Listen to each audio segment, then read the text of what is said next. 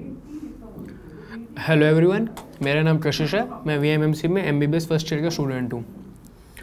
अब होप करता हूँ कि दिवाली की वजह से आप सबका बैकलॉग ज़्यादा नहीं हुआ होगा, क्योंकि ये टाइम बैकलॉग इकट्ठा करने का बिल्कुल भी नहीं है।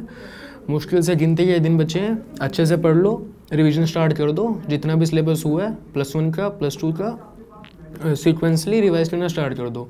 और आपकी हेल्प के लिए रिवीजन शीट्स हम प्रोवाइड कर रहे हैं। आपने सीरीज़ में पहले भी वीडियोस देखी होंगी। आज इस वीडियो में हम बात करेंगे सॉलिड स्टेट के बारे में। अब इस चैप्टर में थ्योरी बहुत सारी दी हुई है, वो थ्योरी नीट के लिए इतनी इंपॉर्टेंट नहीं है, तो मैं आपको मेन टॉपिक्स जहाँ से क्वेश्चन आते हैं वो बताऊंगा। अब सबसे पहले तो सॉलिड स्टेट में टाइप्स ऑफ सॉलिड्स दिए हैं काफ़ी, आयनिक solid, metallic solid, covalent solid. वो सारी बेसिक चीज़ें हैं, आपको पढ़ने की जरूरत नहीं है, आपको वैसे ही आती हैं। तो जो मेन डिफरेंस जो इसमें पूछा जाता है, बोर्ड एग्जाम में भी कॉमनली पूछ लेते हैं और नीट में भी क्वेश्चन आ सकता है, वो है क्रिस्टलाइन और एमोर्फस सॉलिड में डिफरेंसेस। अब क्रिस्टलाइन नाम से पता चल रहा है रेगुलर अरेंजमेंट होएगी, अमोर्फस में इरेगुलर होएगी, उसमें शार्प मेल्टिंग पॉइंट होएगा, और अमोर्फस में उसके रेंज ऑफ टेम्परेचर मेल्ट होएगा। क्रिस्टलाइन हमारे ट्रू सॉलिड होते हैं और अमोर्फस सूडो सॉलिड या फिर सुपर कूल्ड लिक्विड। क्रिस्टलाइन हमारे एनिसोट्रोपिक, ये याद रखना, और amorphous isotropic. Crystalline symmetrical, amorphous unsymmetrical. अब types of cubic unit cells. सबसे पहला basic simple cubic unit cell, atoms occupies corner of the cube, और जो नंबर ऑफ एटम होते हैं यूनिट सेल में वो होते हैं 1। दूसरा BCC, atoms occupy corner as well as body centre and number of atoms होते हैं 2। तीसरा FCC, atoms occupy corner as well as face centre and number of atoms आपके हैं 4। अब contribution of each atom on different positions. अगर atom corner पे है तो उसका कंट्रीब्यूशन होगा 1/8, एटम फेस सेंटर पे है तो 1/2, बॉडी सेंटर पे है तो 1, एच सेंटर पे है तो 1/4। अब इसका कॉमन एग्जांपल मैंने यहाँ दिया है। इसी मेथड से मुश्किल कॉम्प्लेक्स क्वेश्चन भी सोल्व हो जाते हैं इजीली। अब जैसे कि एक सॉलिड है, उसमें एलिमेंट ए के एटम्स कॉर्नर से ऑक्यूपाई कर रहे हैं, बी के बॉडी सेंटर और सी के फेस सेंटर, तो आपको फॉर्मूला बताना है। अब ए के कॉर्नर से ऑक्यूपाई कर रहे हैं, टोटल 8 कॉर्नर है, एक कॉर्नर का कॉन्ट्रीब्यूशन 1/8, तो 1/8 × 8 is equal to 1, number of a atoms 1। B body centre पे है, बॉडी सेंटर 1 होता है, तो number of body centre number of atoms of B 1। C face centre पे है, 6 फेस सेंटर होते हैं, कंट्रीब्यूशन 1/2, तो नंबर ऑफ सी 1/2 × 6 3। ऐसी फॉर्मूला आपके आ जाएगा ABC3। अब इसके बाद जो याद करने वाली चीज़ है वो है पैकिंग फ्रिक्शन। ये सीधा सीधा पूछी गई है नीट में प्रीवियस ईयर में, आप चेक कर लेना। ये तीनों बहुत इंपॉर्टेंट वैल्यूज़ हैं, ये आपको पाई की फॉर्म में भी और सीधा परसेंटेज की फॉर्म में भी याद होनी चाहिए। सिंपल क्यूबिक की π/6 या 52.4%, एफसीसी की √2 π/6 या 74%, बीसीसी की √3 π/8 या 68%।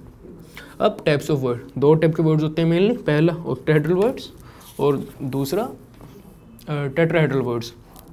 अब कौन सा वर्ड कहाँ पे होता है, कैसे बनते हैं, ये सारी चीज़ें नीट के लिए ज़रूरी नहीं है, तो आप उसे अवॉइड कर सकते हैं पढ़ना। अब नंबर ऑफ ऑक्टाहेड्रल वर्ड्स बहुत important. Number of octahedral voids is equal to number of atoms in unit cell and number of tetrahedral voids is equal to twice the number of atoms in unit cell.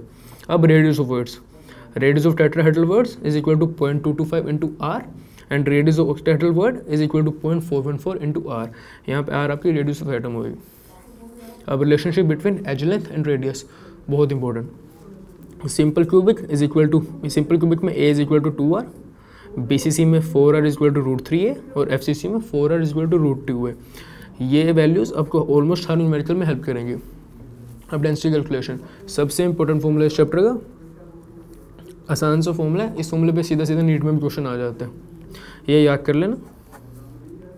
अब radius ratio, ये आयनिक solid में radius ratio से आप predict कर सकते हैं कि arrangement क्या है और कोऑर्डिनेशन नंबर क्या है। ये चारों वैल्यूज़ आपको एग्जैक्टली याद होनी चाहिए, इसकी अरेंजमेंट और कोऑर्डिनेशन नंबर के साथ। अब classification of ionic solid, mainly 2 type की क्लासिफिकेशन है, AB टाइप और AB2 या फिर A2B टाइप। अब AB टाइप में फर्दर 3 टाइप आते हैं, NaCl टाइप, CaCl टाइप और ZnH टाइप। NaCl टाइप में रेडियस रेशो होती है 0.53, ये याद होनी चाहिए आपको। अब रेडियस रेशो 0.53 है तो FCC अरेंजमेंट होगी, और नंबर ऑफ क्लोरीन -4 होते हैं इसमें, FCC अरेंजमेंट है तो, और नंबर ऑफ Na+ भी 4 होते हैं। Cl- आपके कॉर्नर ऑक्यूपाई करते हैं और फेस सेंटर, और Na+ आपको ऑक्यूपाई करते हैं ऑक्टाहेड्रल वर्ड्स, ये आपको पता होना चाहिए। अब 4 एटम है तो मास ऑफ यूनिट सेल होएगा 4 × में मास ऑफ NaCl, और कोऑर्डिनेशन नंबर होता है 6:6, मतलब Na+ कोऑर्डिनेशन नंबर भी 6 होते हैं और Cl- का भी 6 होते हैं। अब दूसरा है CaCl टाइप, इसमें रेडियस रेशो आती है 0.93, तो ये आपकी BCC अरेंजमेंट आएगी। Cl माइनस आपके कॉर्नर ऑक्यूपाई करते हैं और CS प्लस आपके बॉडी सेंटर ऑक्यूपाई करते हैं। अब इसमें नंबर ऑफ Cl माइनस 1 होते हैं और नंबर ऑफ CS प्लस भी 1 होते हैं। Mass of unit cell is equal to mass of CaCl और कोऑर्डिनेशन नंबर आपका 8। आप अगला ZnS टाइप, इसमें रेडियस रेशो आपकी 0.4 होती है। FCC अरेंजमेंट, S2 माइनस आपके कॉर्नर और फेस सेंटर ऑक्यूपाई करते हैं और Zn2 plus half of tetrahedral voids, ये याद रखना। अब इसमें number of S2 minus 4, number of Zn2 plus भी 4 और आपका mass of unit cell is equal to 4 into में मास ऑफ ZnS। इसमें आपका कोऑर्डिनेशन नंबर 4 होता है। अब इसमें नोट करने वाली बात यह है कि डायमंड में जो डायमंड होता है उस पर आपके कार्बन की अरेंजमेंट ZnS टाइप की होती है और नंबर ऑफ कार्बन एटम्स एक यूनिट सेल में 8 होते हैं, क्योंकि कॉर्नर भी वही कॉर्नर और फेस सेंटर भी वही ऑक्यूपाई करते हैं और हाफ ऑफ टेट्राहेड्रल वर्ड्स भी कार्बन ही ऑक्यूपाई करते हैं। इसमें परसेंटेज एफिशिएंसी याद करने वाली चीज़ है डायमंड में, वो होती है 34%। ठीक है। अब अगला है AB2 type arrangement. AB2 type arrangement में मोस्ट कॉमन एग्जाम्पल है CaF2। अब CaF2 में भी FCC अरेंजमेंट होती है। आपके Ca2 प्लस ऑक्यूपाई करते हैं कॉर्नर और फेस सेंटर और F माइनस ऑक्यूपाई करता है टेट्राहेड्रल वर्ड्स। अब नंबर ऑफ Ca2 प्लस होंगे 4 और नंबर ऑफ F माइनस होंगे 8। मास ऑफ यूनिट सेल वही 4 इंटू में मास ऑफ CF2। अब नेक्स्ट अरेंजमेंट है A2B type arrangement. Common example Na2O, FCC arrangement. Na plus आपको ऑक्यूपाई करते हैं टेट्राहेड्रल वर्ड्स और आपका O2 माइनस ऑक्यूपाई करता है कॉर्नर और फेस सेंटर।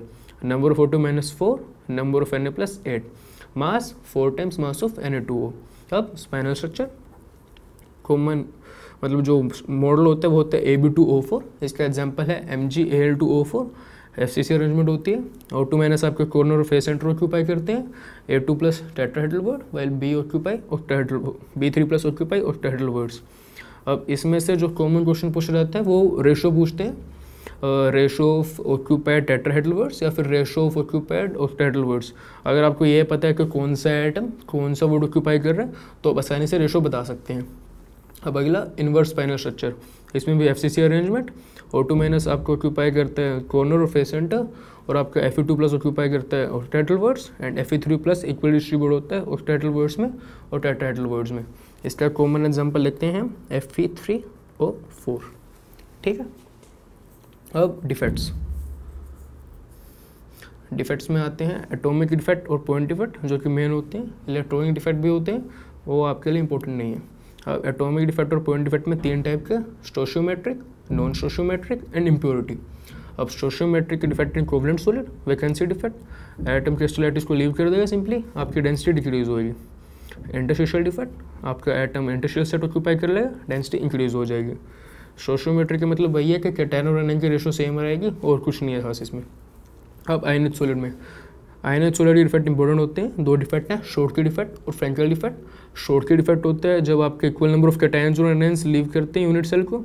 इसके एग्जांपल ये दिए हुए हैं। इसमें जो याद करने वाला पॉइंट है वो ये है, इस पर सीधा सीधा न्यूमेरिकल पूछ लेते हैं कि 8 शॉर्ट की पेयर प्रेजेंट होता है 10⁻16 NaCl यूनिट्स में। अब इसका कॉन्सिक्वेंस स्टेबिलिटी डिक्रीज होगी। अब इसमें दूसरा एक डेंसिटी डिक्रीज होगी आपकी और कंडक्टिविटी इंक्रीज होगी।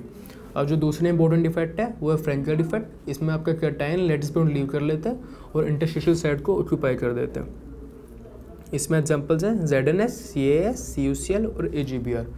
Consequences stability decrease, density remains है, क्योंकि कैटायन वहाँ पे लीव करके इंटरस्टिशियल साइड को ऑक्यूपाई कर रहा है और आपकी कंडक्टिविटी जो है वो इंक्रीज होती है। अब इसमें जो मेन एग्जांपल है वो है AgBr, शॉर्ट की और फ्रैंकल डिफेक्ट दोनों को शो करते हैं। अब नॉन स्टोशियोमेट्रिक, इसमें पहला metal excess. Metal excess due to anion vacancy, सबसे इंपॉर्टेंट डिफेक्ट है ये मेटल एक्सेस में।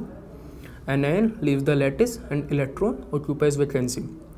ये रिस्पॉन्सिबल होता है पैरामैग्नेटिक बिहेवियर के लिए और कलर ऑफ क्रिस्टल के लिए, जो इसे हम एब्सेंटर भी बोलते होते हैं। अब इसके इंपॉर्टेंट एग्जांपल्स हैं, जब हम HCS ऑफ Na पास करते हैं NaCl वेपर्स पर तो NaCl येलो अपीयर करते हैं। अब K प्लस को KCl से करते हैं तो KCl वोलेट करते हैं और Li प्लस को LiCl से करते हैं तो वो पिंक अपीयर करते हैं।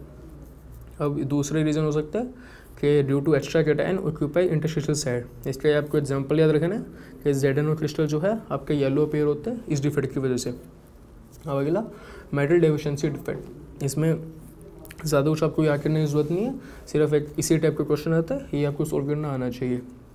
जैसे कि फॉर्मूला ऑफ निकल ऑक्साइड 0.98 Ni 0.98 O होता है। इसमें हमको परसेंटेज फाइंड करनी है Na3+ की। हम जैसे कि हमें पता है कि ये फॉर्मूला इस वजह से आया क्योंकि इसमें Na2+ भी प्रेजेंट है और Ni3+ भी प्रेजेंट है। तो इसको सोल्व करने का तरीका होता है, आप चार्जेस बैलेंस कर लीजिए, पॉजिटिव चार्जेस और नेगेटिव चार्जेस, इससे आप सोल्व करना सीख लेना। अब अगला इम्प्योरिटी डिफेक्ट। इम्प्योरिटी डिफेक्ट आयनिक सॉलिड में इस टाइप का होता है। फॉर एग्जांपल 1 SaCl2 हम ऐड करते हैं NaCl क्रिस्टल में, तो 2 Na+ और 1 Cl- have to leave the crystal. अब 2 Na+ जो लीव होंगे उसकी एक पोजीशन तो Sa2+ ऑक्यूपाई कर लेगा, एक आपकी वैकेंट रह जाएगी, तो एक कैटायन वैकेंसी क्रिएट हो जाएगी इस ऐसे। और कोवलेंट सॉलिड में इससे सेमीकंडक्टर बनते हैं।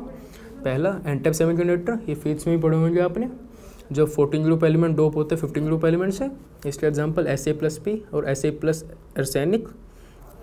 दूसरा पी-टाइप सेमीकंडक्टर, जब 14 ग्रुप एलिमेंट डोप होता है 13 ग्रुप एलिमेंट से, एग्जाम्पल Sa+Al और या फिर Sa+ गैलियम। अब मैग्नेटिक प्रॉपर्टीज ऑफ क्रिस्टल।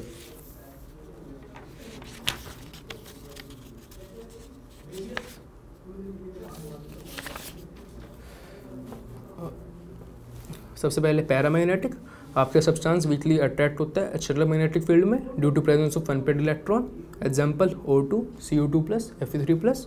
फिर डायमैग्नेटिक, सब्सटेंस आपके वीकली रिपेल होता है due to absence of unpaired electron, example N2CO।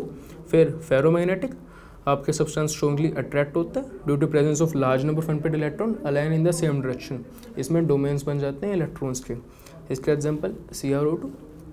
Anti ferromagnetic, substance के नेट जीरो मैग्नेटिक मूवमेंट होती है due to equal and opposite alignment of unpair electrons. जैसे कि इसमें एक इलेक्ट्रॉन ऊपर की तरफ लाएगा तो दूसरा नीचे की तरफ होएगा, तो जो आपका नेट मैग्नेटिक मूवमेंट आएगी वो जीरो आ जाती है। फेरोमैग्नेटिक में सारे एक की तरफ अलाइन हो जाते हैं मैग्नेटिक फील्ड डलने के बाद। अब फेरीमैग्नेटिक, इसमें अनइक्वल और अपोजिट अलाइनमेंट ऑफ इलेक्ट्रॉन्स होती है, मतलब सारे एक तरफ नहीं होंगे पर इनका रिजल्टेंट एक तरफ रहेगा। स्मॉलर इतने स्ट्रॉन्गली मैग्नेटाइज नहीं होंगे क्योंकि अपोजिट की तरफ भी इलेक्ट्रॉन्स अलाइन है, पर मैग्नेटिक मूवमेंट रहेगा।